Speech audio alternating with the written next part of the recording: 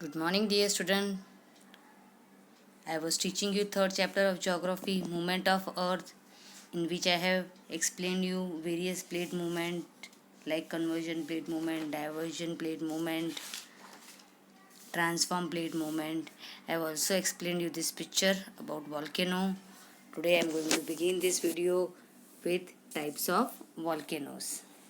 So there are three types of volcano: active, dormant and extinct. Active volcano an active volcano is the one that erupt frequently, जो बार बार होता है, जो volcano बार बार होता है उसको कहा जाता है एक्टिव वोल्केनो, और वो कभी भी हो सकता है. It can take place any time. Italy का स्ट्रोमोबोली, माउंट कोटोपेक्सी, ये एक्टिव वोल्केनो के एग्जाम्पल्स है. अभी हम देखेंगे डोरमेंट वोल्केनो. डोरमेंट वोल्केनो यानी वो वोल्केनो वो वोल्केनो जो बहुत टाइम से इरप्ट नहीं हुआ है, means one that has not erupted in a long time, जिसका दूसरा नाम स्लीपिंग वोल्केनो भी है. हाँ, वो भी कभी भी इरप्ट हो सकता है, उसका कोई टाइम फिक्स होता नहीं है. We can't predict for it. हम कोई प्रेडिक्शन लगा सकते नहीं है. डोरमेंट वोल्केनो का दूसरा नाम है स्लीपिंग वोल्केनोस. जापान का माउंट फुजियामा, माउंट वेसुवियास इटाली का, ये दोनों डोरमेंट वोल्केनो के एग्जाम्पल है. भी extinct volcano is one that has no record of eruption and there is no likelihood of it erupting in near future. मतलब हमारे पास उसका रिकॉर्ड नहीं है कि वो वोल्केनो कब इरप्ट हुआ था, कब वो वोल्केनो फटा था, और आगे भी वो कब होगा ये हमारे पास कोई प्रेडिक्शन नहीं है. उसको कहते हैं एक्सटिंक्ट वोल्केनो, और उसका दूसरा नाम है डेड वोल्केनोस. अफ्रीका का माउंट किलिमंजारो, माउंट केनिया, ये दोनों एक्सटिंक्ट वोल्केनो के एग्जाम्पल्स है. अगर आप ये पिक्चर देखोगे यहाँ पे, तो यहाँ पे दिखाया हुआ है, देखो माउंट फूजी वोल्केनो कहाँ पर है, उसकी लोकेशन दिखाई हुई है. ठीक है, यहाँ पे सिम्बॉलिकली एक्सप्रेस किया हुआ है. वोल्केनो का सिंबल कहाँ पिंक स्टार में किया हुआ है. ये सारी वोल्केनो की सिंबल्स है, और अर्थक्वेक और वोल्केनिक जोन्स इस पिक्चर में दिखाए गए हैं.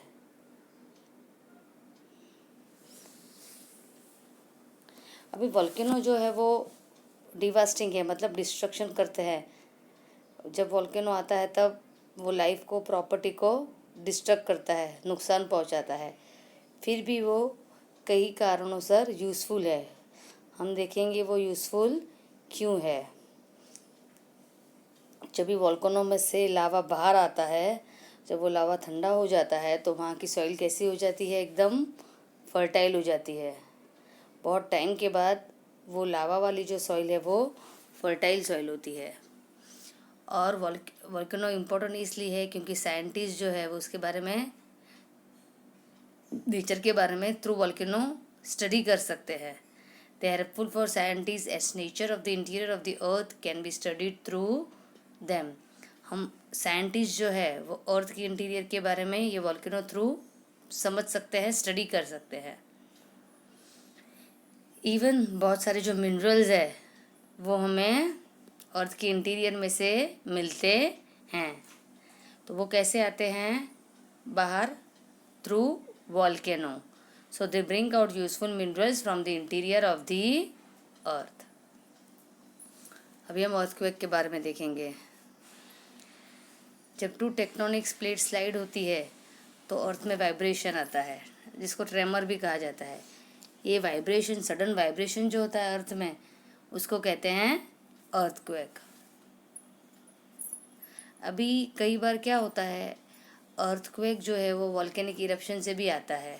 मतलब कहीं पर वोल्केनो फटा तो उसके आसपास की ज़मीन वाइब्रेट करती है. उसके वोल्केनो के आसपास की जो ज़मीन है, वहाँ की जो टेक्टोनिक्स प्लेट है वो मूव होती है, और जिस वजह से अर्थक्वेक आता है. ऐसी जगह जहाँ अर्थक्वेक ओरिजिनेट होता है उसको फोकस कहते हैं. ठीक है, फोकस कहाँ होता है, ज़मीन के नीचे, अर्थ में.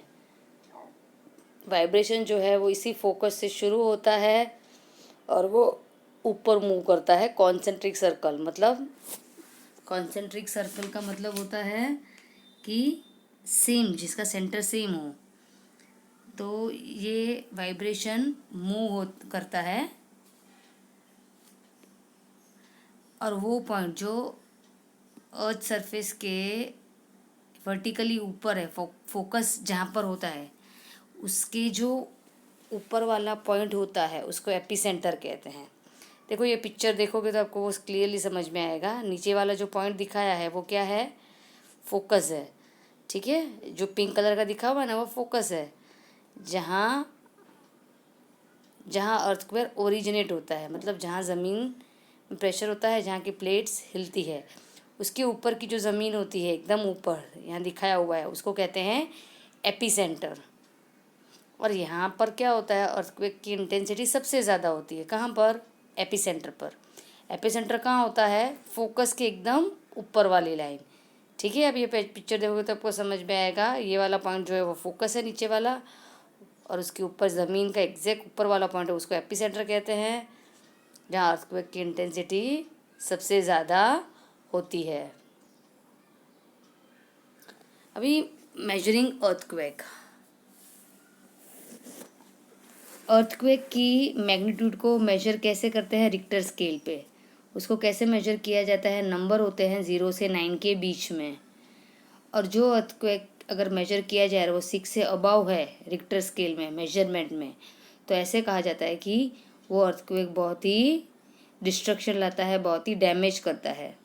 अगर वो 6 से कम हुआ उसका मेजरमेंट, तो लोगों का ज़्यादा नुकसान नहीं होता, लोगों की ज़्यादा जान जाती नहीं। पर 6 से अबाव वाला अगर रिक्टर स्केल अगर उसकी मेजर करें और 6 से ज़्यादा हुआ, तो उसमें कई घर गिर सकते हैं, कई मकान गिर सकते हैं, इससे लोगों की जान भी जा सकती है। अभी ये इंस्ट्रूमेंट जो ये अर्थक्वेक के ट्रेमर को रिकॉर्ड करता है उसको सिस्मोग्राफ कहते हैं। ये मेजरमेंट करने के लिए जो इंस्ट्रूमेंट होता है उसको सिस्मोग्राफ कहा जाता है। और वो साइंटिस्ट जो स्टडी को, अर्थक्वेक के बारे में स्टडी करता है, उसको सिस्मोलॉजिस्ट कहा जाता है। ये साइंस जो अर्थक्वेक के बारे में हम स्टडी करते हैं, इस साइंस को सिस्मोलॉजी कहते हैं। मैं और एक बार बताती हूँ, इंस्ट्रूमेंट जिसे अर्थक्वेक को मेजर किया जाता है उसको सिस्मोग्राफ कहते हैं, और ये साइंस जिसमें अर्थक्वेक के बारे में स्टडी किया जाता है उस साइंस को सिस्मोलॉजी कहा जाता है। और ये साइंटिस्ट जो ये सिस्मोलॉजी को स्टडी करता है, अर्थक्वेक के बारे में स्टडी करता है, उस साइंटिस्ट को सिस्मोलॉजिस्ट कहा जाता है। फाइन। अर्थक्वेक बेल्ट्स, हमने पहले ही पढ़ा है कि अर्थ की जो क्रस्ट है वो टेक्टोनिक प्लेट से बनी हुई है। मैंने अभी आपको पढ़ाया, वो अर्थक्वेक जो है वो कभी भी ऑकर कर सकता है, मतलब उसका कोई टाइम नहीं होता, उसको प्रेडिक्ट नहीं किया जाता। पर कई जगह ऐसी होती है जो एरिया को प्रॉन टू अर्थक्वेक कहा जाता है, मतलब कि जहाँ पर अर्थक्वेक होने की ज़्यादा संभावना है। तो ऐसे मेन अर्थक्वेक बेल्ट जो है वो कहाँ पर है, western coast of North America, फिर South America, East Asia, even mid continental belt. ये सारी जगह ऐसी है जहाँ पे अर्थक्वेक होने के बहुत सारे चांसेस होते हैं। वहाँ की ज़मीन ऐसी होती है कि वहाँ फ्रिक्वेंटली अर्थक्वेक आते हैं। अगर हम कॉन्टिनेंटल बेल्ट देखेंगे तो Alpine mountains, Mediterranean sea, north and eastern Africa and Himalaya, ये सब वही जगह है जो मिड कॉन्टिनेंटल बेल्ट में आती है। अभी हम केस स्टडी देखेंगे, ठीक है। केस स्टडी हम किसके बारे में करने वाले हैं, नेपाल अर्थक्वेक 2015 में 25 अप्रैल को, 25 अप्रैल को नेपाल में बहुत बड़ा अर्थक्वेक आया था। और ये अर्थक्वेक जो था वो सेंट्रल और ईस्टर्न नेपाल के पार्ट में हुआ था। इवन उसका इफेक्ट बांग्लादेश, भूटान और तिब्बत जैसे कंट्री में भी हुआ था। पर सबसे ज़्यादा नुकसान कहाँ हुआ था वो अर्थक्वेक का, नेपाल में, क्योंकि वहाँ उसकी मैग्नीट्यूड ज़्यादा थी। तो मैग्नीट्यूड की अर्थक्वेक की नेपाल में जो थी वो रिक्टर स्केल पर कैसी थी? 7.8। मैंने अभी आपको समझाया ना, 6 से ज़्यादा होती है तो वो बहुत ही नुकसान करती है। तो नेपाल का जो ये अर्थक्वेक था उसकी मैग्नीट्यूड थी 7.8। भूकंप हो जाने के बाद, अर्थक्वेक हो जाने के बाद कुछ आफ्टर शॉक्स भी थे, वो भी बहुत ही बड़े थे रिक्टर स्केल पे, 6.6 और 6.7 के, जो भूकंप होने के 1 घंटे के बाद तुरंत महसूस हुए थे, जिसमें भी बहुत नुकसान हुआ था। उसके बाद कई छोटे छोटे आफ्टर शॉक्स भी आए थे उस रीजन में। फिर 12 मई 2015 को आफ्टर शॉक आया था जिसकी मैग्नीट्यूड थी 7.3, जो काठमांडू में ईस्ट नॉर्थन ईस्ट में हुआ था। ईस्ट पार्ट में और नॉर्थ ईस्ट, काठमांडू के ये दोनों एरिया में आफ्टर शॉक हुआ था जिसकी मैग्नीट्यूड थी 7.3 रिक्टर स्केल। अभी इसका ओरिजिन कहाँ था? मेन जो एपिसेंटर था ये अर्थक्वेक का, वो था लामजुंग के एरिया में, जो 34 किलोमीटर थे ईस्ट साउथ ईस्ट एशिया का, ठीक है। और 77 kilometre north west of Kathmandu, Kathmandu के नॉर्थ वेस्ट साइड पे 77 किलोमीटर्स जो थी जगह, वहाँ पर उसका ओरिजिन था। और उसका फोकस था 15 किलोमीटर अर्थ सरफेस, मतलब जहाँ एपिसेंटर होता है, मैंने अभी आपको पिक्चर में समझाया था ना, एपिसेंटर होता है उसके नीचे ही फोकस होता है, तो फोकस 15 किलोमीटर नीचे था एपिसेंटर के, ठीक है। इफेक्ट्स, जब अर्थक्वेक आया तब लोगों का बहुत ही नुकसान हुआ था, कई लोगों की जान चली गई थी, बहुत सारे सामान का भी नुकसान हुआ था। ऐसा एस्टिमेट निकाला जाता है कि कुछ 9000 पीपल्स ने इस अर्थक्वेक में अपनी जान गुमाई थी, हज़ारों लोग घायल हुए थे, और 6 लाख स्ट्रक्चर्स का मतलब क्या है? बिल्डिंग्स, ऑफिसेस, ऐसे 6 लाख स्ट्रक्चर का नुकसान हुआ था, मतलब उनको डैमेज हुआ था या वो डिस्ट्रॉय हो गए थे। Fine. Earthquake produced landslides that destroy rural village and some of the most densely populated part of Kathmandu. Earthquake से रूरल विलेज की लाइफ को भी इफेक्ट हुआ था, और काठमांडू की जो डेंस पॉपुलेशन वाली एरिया थी वहाँ पर भी अर्थक्वेक का बहुत इफेक्ट हुआ था। इतना ही नहीं, इट ऑल्सो ट्रिगर्ड एन एवेंचर on mount Everest that killed around 19 climbers. अभी एवेंचर का मतलब क्या होता है? मासेस ऑफ स्नो फॉलिंग, मतलब पहाड़ पे जब बर्फ़ के टुकड़े गिरते हैं तो उससे भी उस समय अर्थक्वेक आने पर क्या हुआ था, बर्फ़ के बड़े बड़े टुकड़े मूव हुए थे, जिसकी वजह से माउंट एवरेस्ट पे जो क्लाइंबर्स थे, 19 क्लाइंबर्स, उन लोगों की जान भी चली गई थी ड्यू टू दी अर्थक्वेक।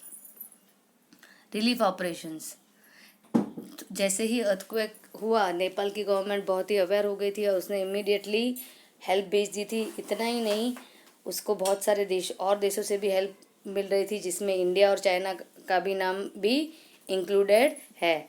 तो नेपाल की गवर्नमेंट ने रेस्क्यू ऑपरेशन, रिकवरी वर्क, ये सब अंडरटेक किया था लोगों को अर्थक्वेक से बचाने के लिए। उसके साथ इंडिया और चाइना की ऐसी कंट्री, जैसे कि अपनी कंट्री है, चाइना है, उन्होंने भी बहुत एड्स की थी, मतलब हेल्पफुल हुए थे, आइदर बाय प्रोवाइडिंग मनी और by providing things. Now we will see key terms. तो हमने अभी नेपाल का केस स्टडी किया कि कैसे अर्थक्वेक ने वहाँ डिस्ट्रक्शन लाया। यहाँ आपको इसीलिए सब कुछ डिटेल में बताया गया है ताकि आपको मैग्नीट्यूड, ओरिजिन, ये सब जो अभी हमने चैप्टर में पढ़ा, ये नेपाल के एग्जाम्पल में सब कुछ दिया हुआ है ताकि ये सारे पॉइंट आपके क्लियर हो। Faulting, breaking of earth crust due to tension, मतलब अर्थ का जो उपला हिस्सा है उसमें जब क्रैक हो जाती है तो उसको कहते हैं folding. Folding, upliftment of earth crust due to compression, ये मैंने आपको फिगर से एक्सप्लेन किया था लास्ट वीडियो में। अपलिफ्टमेंट ऑफ अर्थ क्रस्ट मतलब प्रेशर की वजह से ज़मीन का कुछ हिस्सा ऊपर आ जाना। फिर से मैं आपको पिक्चर पे ले जा रही हूँ ताकि वो आपका क्लियर हो। देखो यहाँ दिख रहा है, formation of block mountain, crack भी दिख रहा है और कैसे ज़मीन का हिस्सा ऊपर आ जाता है due to compression, due to pressure, जिसको कहते हैं फोल्डिंग। ठीक है। Rift valley and sunken part of earth crust between two fault. Sunken part मतलब क्या? पानी में जो कोई पार्ट चला जाता है उसको कहते हैं संकन पार्ट। तो अर्थ क्रस्ट के फॉल्ट में जब ऐसे संकन मतलब कोई ऐसा हिस्सा जो पानी में चला जाता है due to two fault, it's called rift valley. इसे खाई कहते हैं। Valley means what? खाई। फाइन। तो rift valley means a sunken part of earth crust between two faults. अभी हम माइंड मैप देखेंगे। पूरा चैप्टर इसमें रिवाइज किया जाता है। 7 मेजर टेक्टोनिक प्लेट्स और लिथोस्फीयर प्लेट्स जो हमने देखी, African plate, Indo Australian plate, Eurasian plate, Pacific plate, the north American plate, the south American plate, the Antarctica plate. Even we saw the plate movements in I have explained you this plate movement in my last video. Convergent plate movement, divergent plate movement and transform plate movement. So your homework is to read this chapter, write these key terms in your notebook, and also you have to draw the mind map in your notebook. Okay बच्चों, bye bye, take care.